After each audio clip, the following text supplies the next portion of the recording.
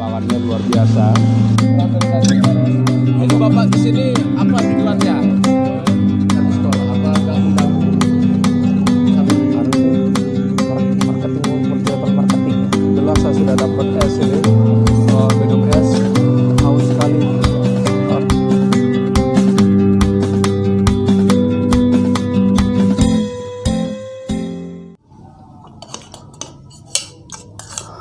Ya, Assalamualaikum warahmatullahi wabarakatuh. Pada kesempatan ini saya akan mengupdate perkembangan virus corona dan kita mencoba membahas dampak sosial yang ditimbulkan baik itu di tingkat nasional maupun internasional. Kita ngopi dulu ya.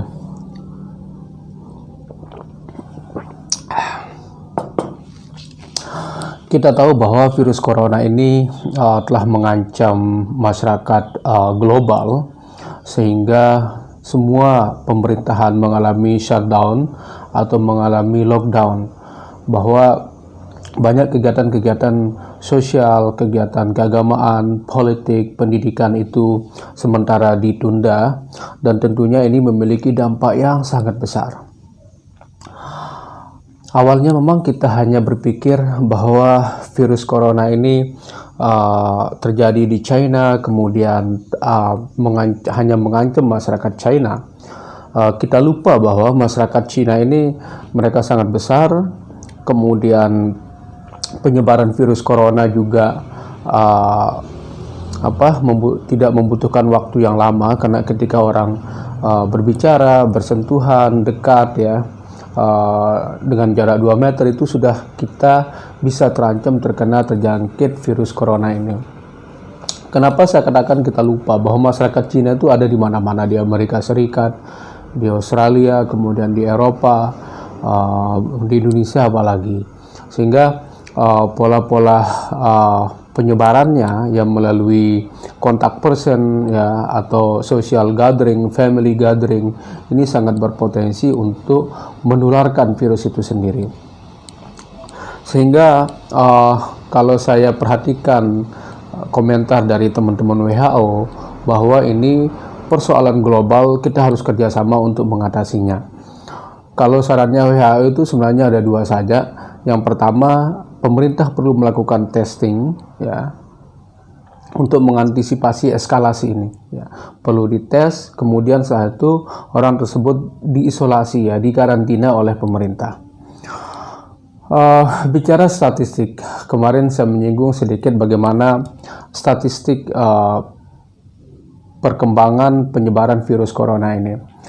Kalau secara global ya, kita tahu bahwa terdapat 167.000 ya, kasus yang sudah berkembang di berbagai negara, dan yang paling besar itu adalah masyarakat di negeri tirai bambu di China ya. Jadi China itu sudah terjadi 81.000 ya, kasus corona.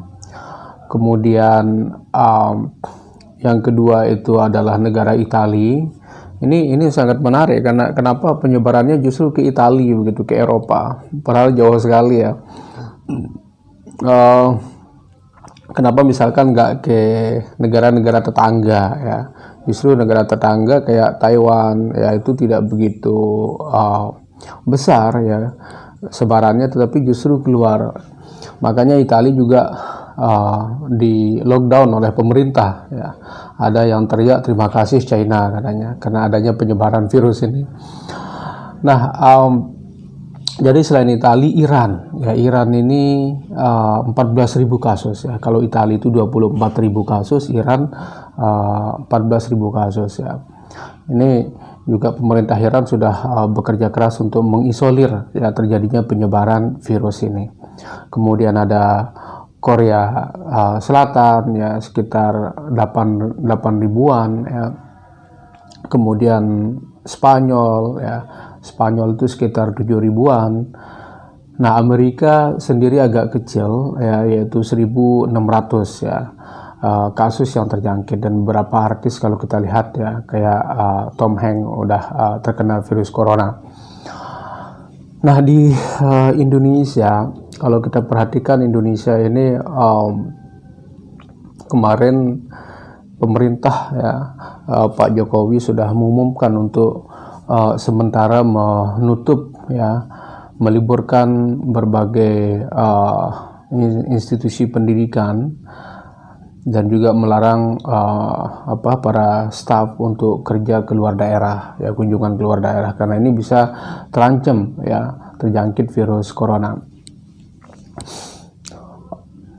Cuman yang menarik begini, saya ingin berbicara dampak sosialnya sekarang. Apa sih dampak-dampak yang ditimbulkan oleh virus corona ini? Yang pertama, kalau kita lihat dari sisi ekonomi ya, dampak dalam aspek ekonomi, bahwa ini tentu sangat merugikan komunitas dunia internasional ya, mengganggu stabilitas ekonomi. Kita tahu Wuhan misalkan ya, itu kota yang dianggap mati, bahwa tidak ada kegiatan sosial ya, ada kegiatan tetapi sangat terbatas ya. Tentunya event-event yang berpotensi melahirkan ekonomi juga di cancel ya. Misalkan kalau kita lihat MotoGP ya, jadi MotoGP di cancel. Kalau kita hitung berapa sudah kerugian dan juga potensi income yang ditimbulkan oleh negara ya. Kalau nggak salah pertama kali yang akan menyelenggarakan MotoGP ini kan Qatar. Jadi Qatar itu selalu yang menjadi race pertama dari MotoGP, ya sekarang ditunda ya. Selain itu UFC juga mengalami penundaan. Kita tahu bahwa pada bulan April ini ada pertandingan besar, yaitu antara Khabib dan Tony Ferguson. Jadi Khabib petarung MMA dari Dagestan yang menjadi juara dunia ya. Jadi dia sudah tanding 28 kali dan tidak pernah kalah. Nah, ini juga terancam dibatalkan. Tetapi informasi terakhir, Khabib akan dipindahkan lokasinya. Ini menarik karena Amerika sendiri tidak mau mengambil risiko ya, dan terjadinya penyebaran yang lebih luas. Jadi mereka, pihak panitia menyelenggarakan event ini justru di negara lain ya, yang kita tahu bahwa potensi penyebaran corona juga luar biasa. Tapi itulah, Amerika sangat memproteksi masyarakatnya. Kemudian ada Formula One ya. Nah, ini kita bisa lihat bagaimana ekonomi dunia juga mengalami krisis yang luar biasa. Dampak lain yang bisa kita lihat yaitu dampak agama ya, dampak keagamaan. Sebenarnya ini terkait dengan bagaimana terjadinya religious gathering ya, seperti haji misalkan ya. Kemarin pemerintah Saudi sudah berusaha mencegah ya, mengcancel seluruh kegiatan umrah, dan kita tidak tahu kalau haji ya, umrah yang ada di Arab Saudi. Makanya Ka'bah sekarang sangat sepi, Masjidil Haram juga sangat sepi ya, semua karpet digulung, kemudian dikasih disemprot untuk membersihkan virus ya, siapa tahu ada virus-virus yang ada di sana. Walaupun pemerintah Saudi itu bicara statistik sangat kecil ya, mereka hanya terindikasi virus corona itu hanya 103 kasus ya, kecil sekali ya, kalau dibanding negara lain yang sudah mengalami 24.000. Tetapi Arab Saudi dengan cepat ya mengcancel seluruh penerbangan ya, karena khawatir ya. Walaupun orang mengatakan wah kita ini Islam, kita tidak takut. Ya ini virus men, ini sangat berbahaya, ini persoalan serius ya. Karena virus ini menyerang pernapasan, jantung. Kalau udah kena ya cepat kita meninggal. Siapa yang mau meninggal? Ya. Jumatan juga ya. Ini dampaknya terhadap masyarakat Muslim luar biasa. Jumatan itu juga mengalami pergantian waktu. Jadi kalau bisa sholat Jumat di rumah masing-masing. Nah, yang menarik kemarin ada adzan aja diganti. Misalkan hayya 'alas shalah itu diganti menjadi as-sholatu fi buyutikum ya. Jadi sholatlah kalian di rumah masing-masing ya. Kenapa ini muncul ya? Karena memang khawatir orang ya, jarak kita sangat dekat ya. Bukan lagi 2 cm, 2 meter, ini jarak hanya beberapa sentimeter saja ya orang sholat itu. Jadi itu juga berpotensi menimbulkan penyebaran virus corona. Ini dalam sejarah Jumatan ditunda ya, umrah ditunda. Saya nggak tahu haji juga kalau belum ada perkembangan yang positif dalam penanganan virus corona ini ya bisa juga haji ditunda. Musuh besar agama itu bukan orang yang merusak agama, tetapi virus ya, virus corona. Kita bisa lihat juga pengajian-pengajian ya, pengajian besar ya yang meliputi ya yang membutuhkan orang banyak ya, kayak misalkan pengajiannya Ustadz Somad yang beratus-ratus ya, ribuan orang hadir, pengajiannya Tuan Guru Bajang, pengajiannya Yusuf Mansur, kemudian Agim, ini pasti akan mengalami penundaan karena orang khawatir ya, orang takut. Nah itu dampak dari sisi agama. Bagaimana dengan pendidikan? Nah yang menarik pendidikan kalau kita lihat kampus-kampus sudah diliburkan ya, 2 minggu ini diliburkan. Kita diminta mengajar melalui sistem online atau sistem daring. Saya sebenarnya udah dari awal sudah melakukan ya, sebelum terjadinya virus corona ya, saya sudah mencoba menggunakan pengajaran lewat YouTube. Jadi anak-anak lebih cepat kalau ada waktu ya silahkan silahkan membuka YouTube dan mempelajari kuliah saya di sana. Tetapi yang menarik, walaupun kampus ditutup ya dalam konteks yang reguler, tatap muka langsung, tetapi kita bisa masih mengajar dari luar ya. Ini menuntut dosen lebih kreatif ya, siswa juga lebih kreatif mencari inisiatif sendiri. Karena kita dosen ini hanya memfasilitasi ya, bukan mengajar anak SD atau anak SMP. Ya, kita mengajar mereka, memfasilitasi mereka dan bagaimana memanfaatkan teknologi. Saya kira ada manfaat bagusnya juga ya. Ya mungkin untuk anak-anak kesempatan mereka ya, terutama anak SD, SMP, ya SMA ya, kesempatan mereka untuk belajar di rumah. Ya orang tua bagaimana harus mendidik mereka ya, mengajar mereka. Ini tentunya agak berbeda dengan anak-anak mahasiswa yang memang kita dilatih untuk mandiri. Tapi anak-anak kecil saya lihat ya orang tua yang harus berperan. Dampak sosial ya, dampak sosial juga sangat menarik kalau kita lihat misalkan putusnya silaturahmi ya.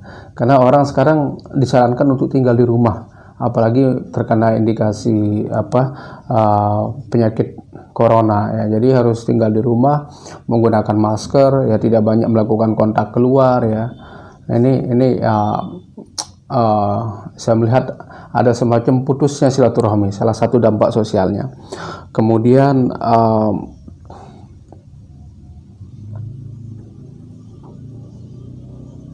terjadinya social isolation ya.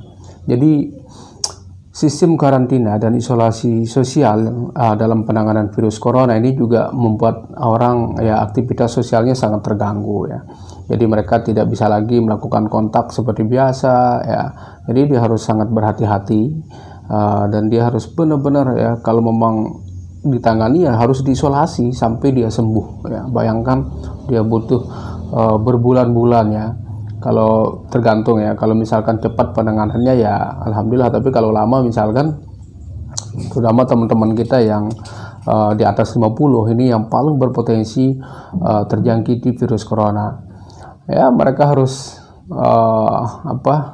di ruang isolasi. Kalian bisa bayangkan kita 1 hari aja di rumah nggak keluar pusing, apalagi benar-benar diisolasi ya untuk sebuah penanganan. Ini tentunya membuat penderita corona sangat stres ya, saya yakin itu. Nah kemudian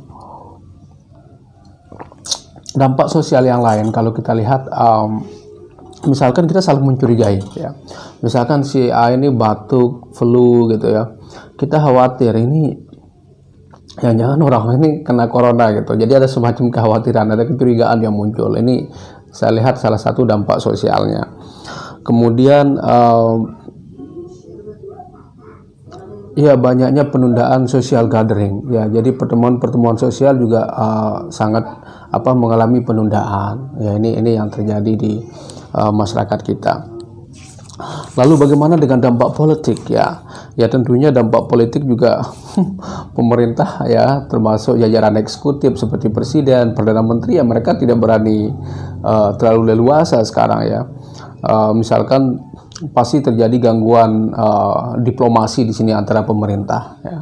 Nggak ada pemerintah kepala negara yang berkunjung ke negara lain, pasti untuk sementara ditunda. Kemudian hubungan dagang juga ya, ini berpengaruh pada persoalan dagang ya, karena kontak person to person itu sangat menjadi isu di sini dalam penyebaran corona ya, hubungan dagang akan sangat terganggu. Nah juga dengan hubungan bilateral ya, ini pasti menjadi problem yang sangat serius. Ya saya kira itu kalau kita melihat dampak-dampak yang ditimbulkan oleh corona sendiri, itu yang bisa saya sampaikan. Sekian, assalamualaikum warahmatullahi wabarakatuh.